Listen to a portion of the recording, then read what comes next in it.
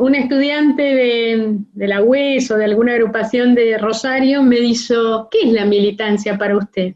Y yo le contesté, es no dormir la siesta.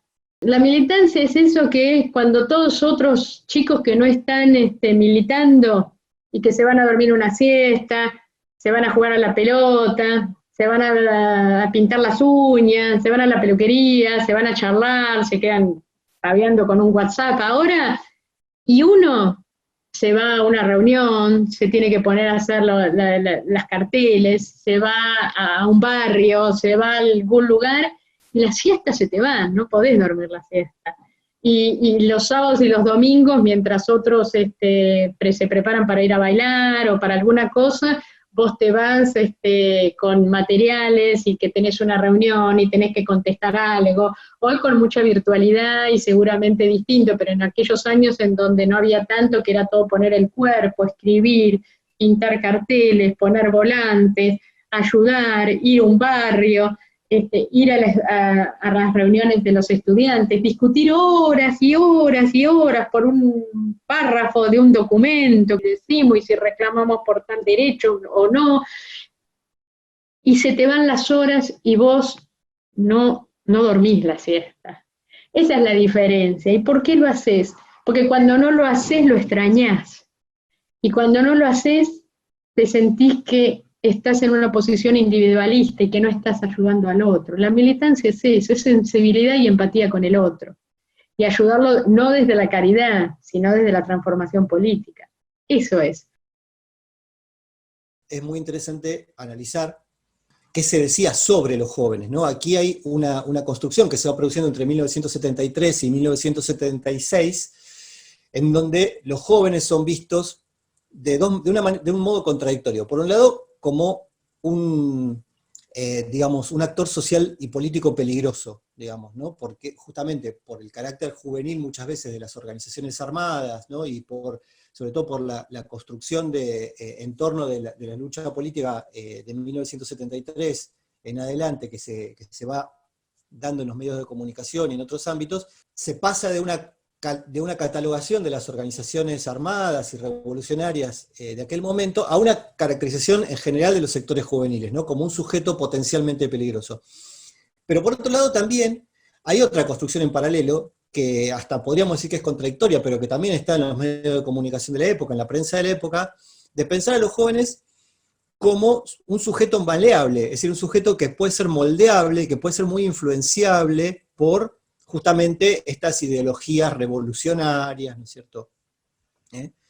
Subversivas, como se las cataloga en un momento también. Entonces, hay allí una construcción doble que va a desembocar, o va a poner ciertos sentidos a disposición de la acción represiva. Primero, en 1975, con la acción de organizaciones paramilitares, como la AAA y otras, pero después, sobre todo, a partir de 1976, del 24 de marzo de 1976, bajo la acción de la represión clandestina sistemática de la última dictadura militar.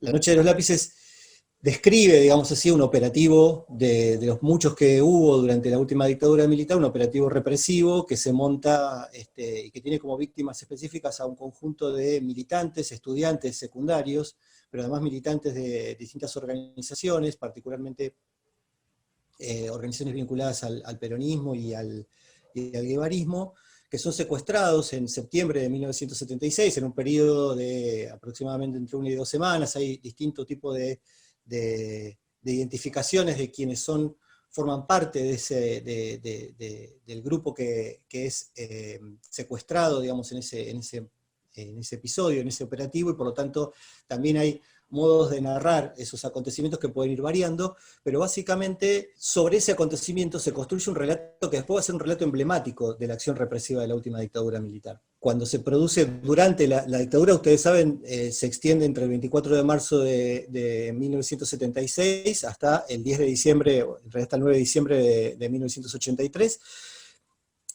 pero a mitad, digamos, de ese periodo ya empieza a construirse, digamos así, una narrativa pública sobre la represión que empieza a circular en distintos ámbitos, en general muy restringidos, porque también era muy riesgoso denunciar públicamente de la represión, pero digamos, los organismos de derechos humanos comienzan a narrar los acontecimientos, y muchas veces lo que ponen en primer lugar es sobre todo la condición juvenil y estudiantil de las víctimas, ¿no?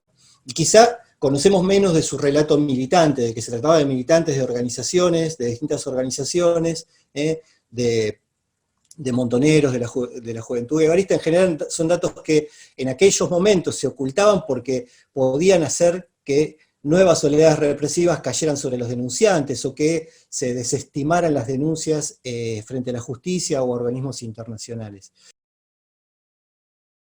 Yo le diría que sean auténticos, que vale la pena la militancia con un grado de autenticidad. Auténticos en querer ayudar al otro, básicamente. Que auténtico en querer ayudar al otro. Y que si ustedes tienen la posibilidad de tener un nivel un poquito más de conocimiento y más herramientas, y con eso pueden beneficiar al que menos tienen, ese es el objetivo. Si pueden transformar un poquito el lugar, la escuela, la sociedad, para que sea más inclusiva, ese es el objetivo. Más inclusiva, con transformación, con justicia social, ese es el objetivo. Dejar de lado un poco de egoísmo, de egos, de algunas cuestiones, unirse y ser muy claras, muy claros en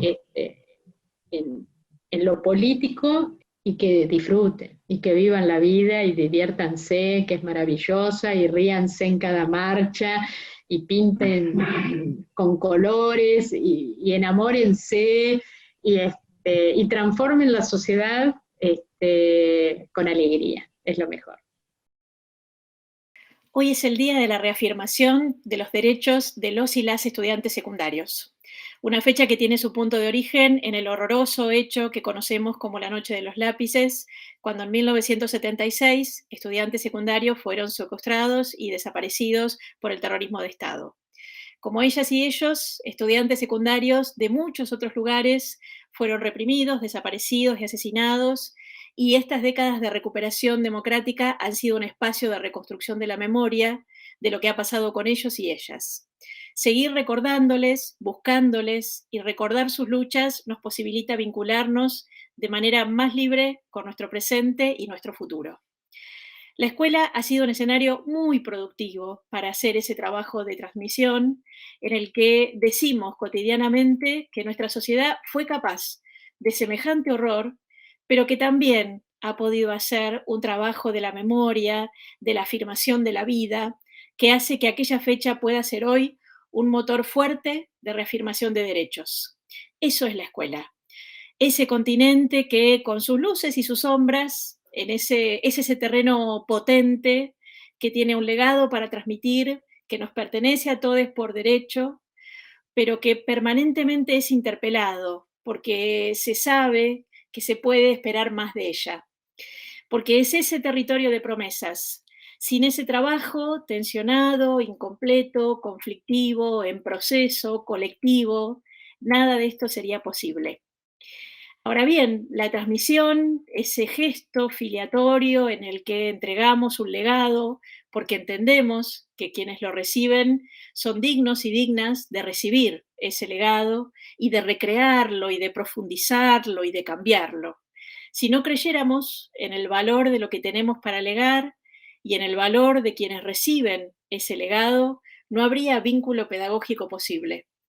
Pero esa transmisión no puede ser una repetición de lo mismo, sino algo que se ofrece para que la nueva generación haga con ello algo propio, algo que no previmos, que no llegamos a pensar, que no supimos cómo, pero que los jóvenes nos ponen por delante como camino de democratización de las escuelas y de nuestra vida en ellas. En eso estamos. Por eso conmemoramos, recordamos, nos reconocemos, proyectamos, nos preocupamos y nos conmovemos y no nos resignamos. Y seguimos creciendo porque sembramos en tierra fértil.